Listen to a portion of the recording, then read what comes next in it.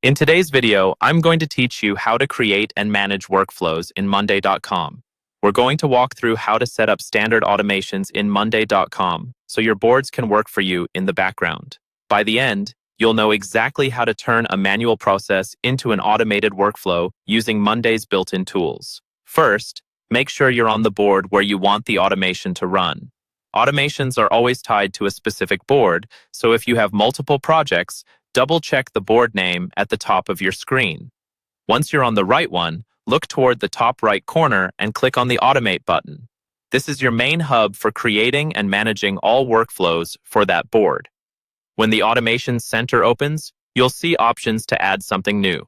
Go ahead and choose Add New Automation. This is where you decide what kind of workflow you're going to build. Monday gives you two main paths. You can choose a recipe, or you can create a custom automation. Recipes are pre-built templates like when status changes to done, notify someone, or when a date arrives, move item to another group. These are great if you're just getting started or you see something that already matches the process you have in mind. If what you need is a bit more specific, choose custom automation. This lets you design the exact trigger, condition, and action you want without being limited to the predefined templates. Once you've chosen your starting point, it's time to define the logic. You'll notice that parts of the automation sentence are underlined. These are the pieces you can customize.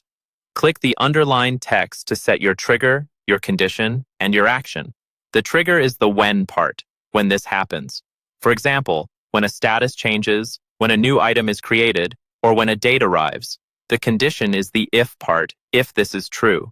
You might narrow it down to a specific group, a particular status, or a certain person.